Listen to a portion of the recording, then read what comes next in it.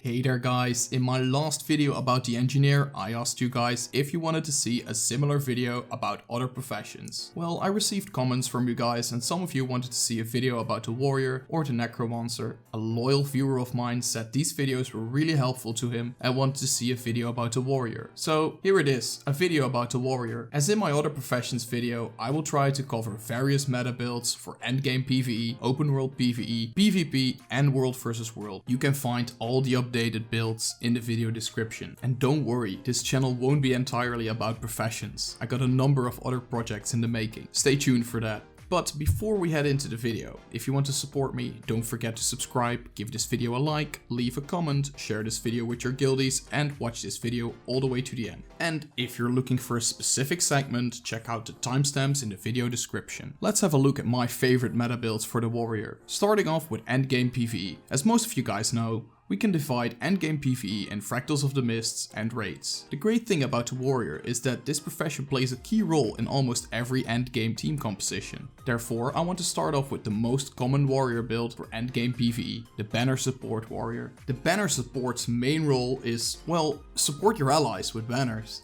In short, my fellow warrior players will know the Banner of Strength and the Banner of Discipline. These two banners give your allies power, condition damage, precision and ferocity.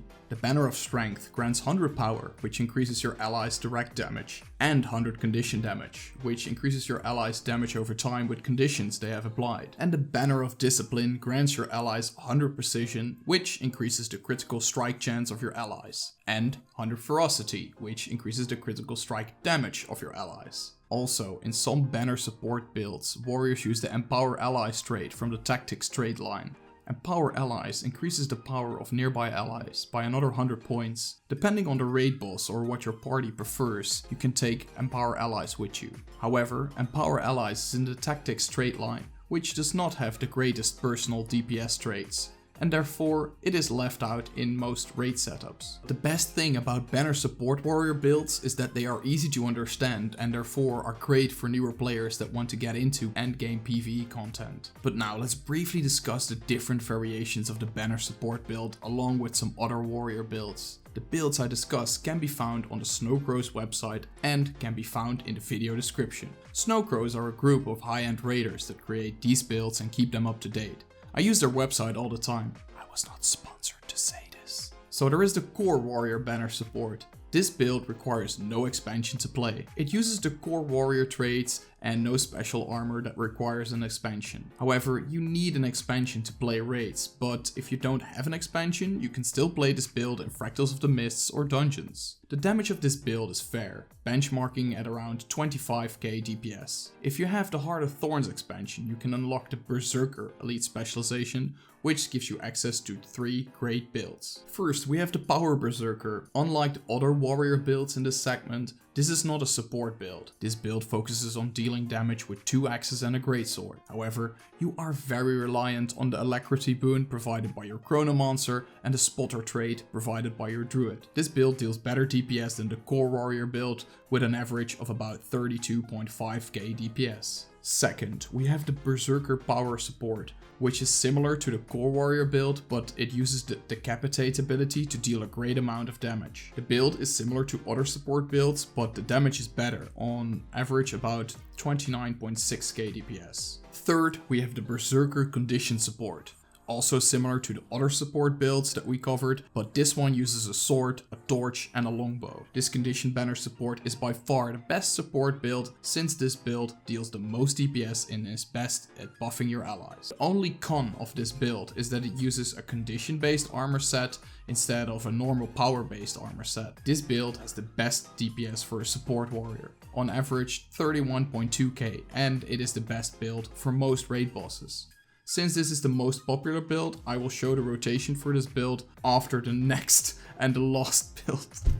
Oh man, I said build like 25 times there. Anyway, moving on.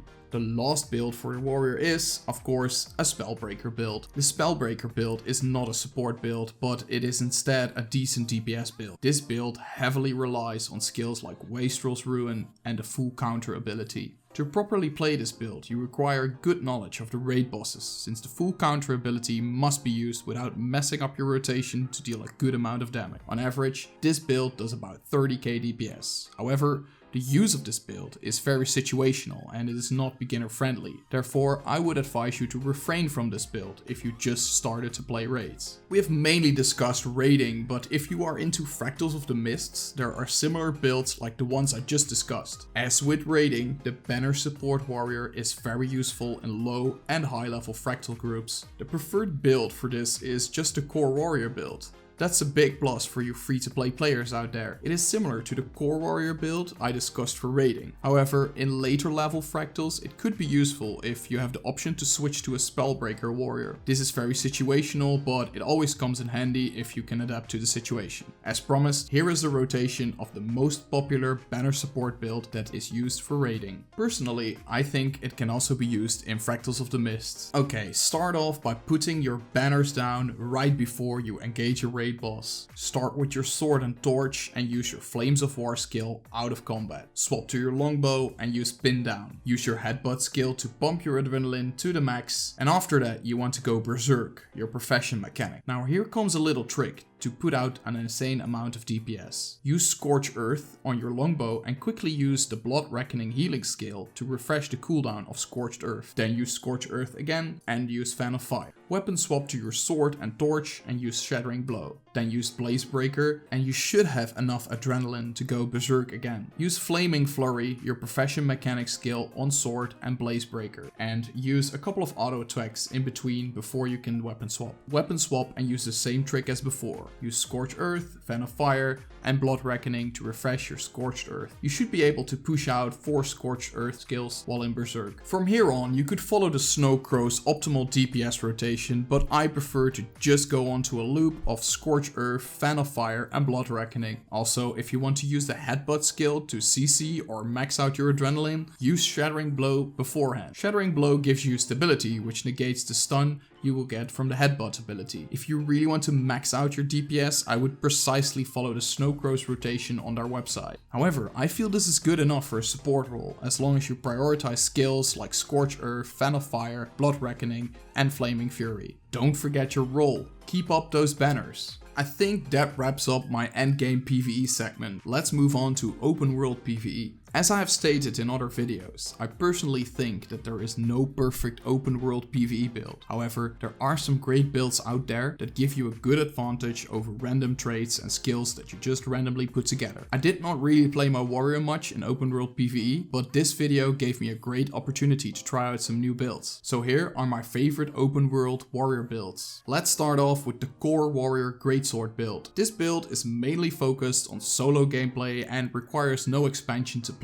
The build itself is also really useful in meta events or when you are playing with a couple of friends or guildies. The great thing about this build is that you can give yourself a ton of might. The Reckless Impact trait allows you to damage your foes when you dodge. If you happen to struck a foe, it grants you might for each foe struck. Also, the Forceful Greatsword trait gives you might on critical hit. These effects are doubled when you wield a greatsword. This is great because you will be using a greatsword most of the time and you will most likely crit a lot when you use Berserker armor. Furthermore, the Peak Performance trait reduces cooldown on a number of physical warrior skills like Stomp and Throw Bolas. You can survive in combat with the Defense trait line. This trait line has a number of skills that can grant you health or reduce your damage taken at a certain threshold. For example, the Adrenal Health trait heals you when you spend adrenaline, and the Lesser End Your Pain trait doesn't let you take damage for a short period if you drop below 50% health. If you happen to own the Path of Fire expansion, you can use a Spellbreaker variant of this build. This gives you access to the full counter ability.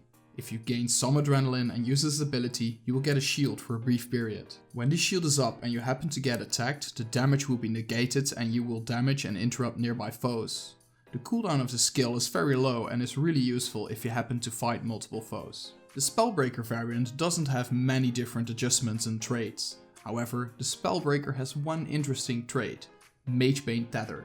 This trait pulls foes back to you if they happen to move too far away. This is a great trait because you aren't very mobile when you are using your 100 Blades Greatsword attack. It also gives you might and increases damage done to that target. Use this in combination with kick or stomp to get the benefits of Magebane Tether and peak performance. These builds don't have a particular rotation unlike the warrior builds in raiding. However, you want to use your 100 blade skill as much as possible. This skill can do a great amount of damage in just a few seconds. Always make sure that your character completely finishes this skill because the last hit of this skill deals additional damage. If you don't want to use a greatsword and you prefer playing around with daggers, then the Sun and Moon Spellbreaker build might be for you. This build uses an axe in the main hand and a dagger in the offhand. Your second weapon set is the other way around.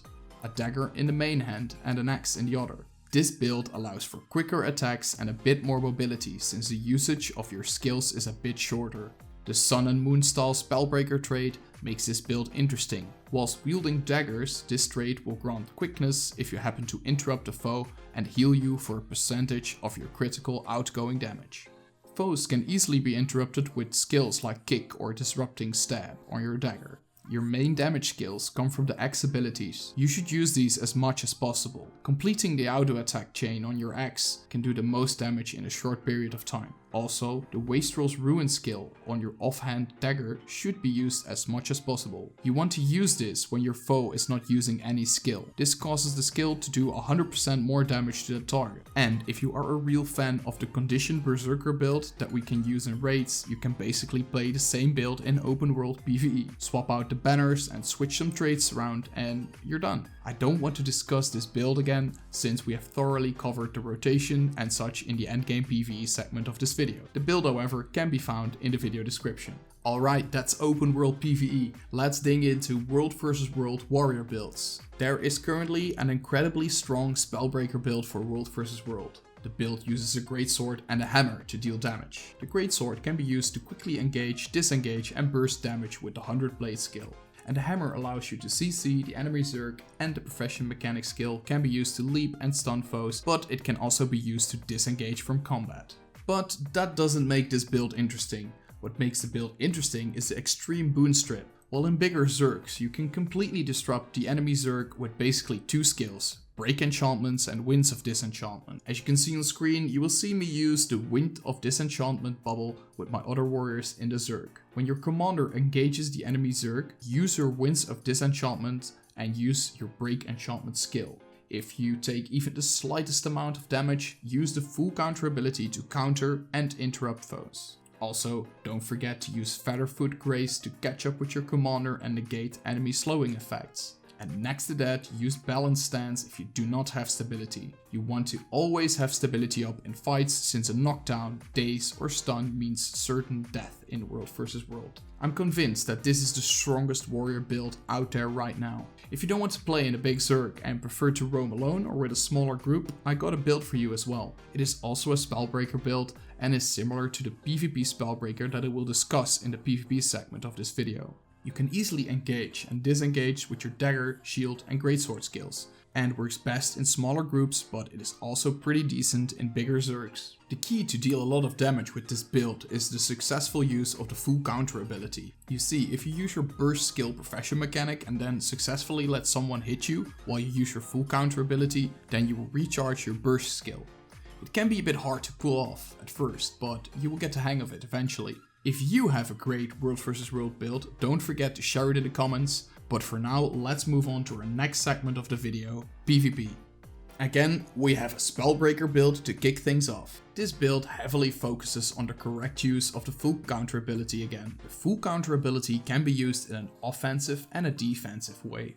In a defensive way because you block the next incoming attack and then damage and interrupt the enemy team. In an offensive way because you can use the full counter ability, deliberately walk into enemy spells and trigger the full counter ability to interrupt and damage your foes. You mainly want to use your dagger and shield to deal damage. You can use your dagger for quick attacks, engaging in fights and interrupting your foes. Your shield can be used to engage and stun using the shield bash skill. There is also an optional utility slot in this build, which I filled up with break enchantments. I chose this skill so I can quickly rip boons from enemy players. Really useful in team fights. At first, I underrated the elite skill, Rampage. But wow, this skill does so much damage and gives you a ton more CC than I initially thought. The Rampage skill turns you into a Juggernaut, which gives you damage reduction and stability. 4 out of 5 skills can be used to CC your foes. It is really useful if you happen to take a lot of damage and you really want to disable some foes. Beware of using skills like Kick and Seismic Leap since they knock back your foe, and this might not always be ideal if other allied players are trying to attack that foe. If you are a free-to-play player, you are in luck. This build is also usable for free-to-play players. Just replace the Spellbreaker trait line with the defense trait line and you're done. Since you cannot use your dagger on the core warrior, you want to use an axe instead. Also, I use for Great Justice instead of break enchantments to buff myself and nearby allies. I think I actually prefer the free-to-play version of this build instead of the Spellbreaker build. The defense straight line gives me that extra bit of sustain that allows me to survive in tougher team battles. If you want to start playing PvP on a warrior, I would give the free-to-play build a try. I found it easier to use and, as I mentioned, it gives me a little bit of extra sustain. When you are comfortable with the playstyle, you can drop defensive trait line and swap it for a Spellbreaker trait line for more damage and Spellbreaker abilities. Well, I think that wraps up my list of my favorite meta builds for the warrior. If I missed a build, want to share your own build or got a suggestion for a future video, don't forget to leave it in the comments. And if this video helped you, don't forget to leave a like, share it with your guildies, and subscribe for more Guild Wars 2 content. For now, I would like to thank you all so much for watching, and I hope to see you all in the next one. Peace!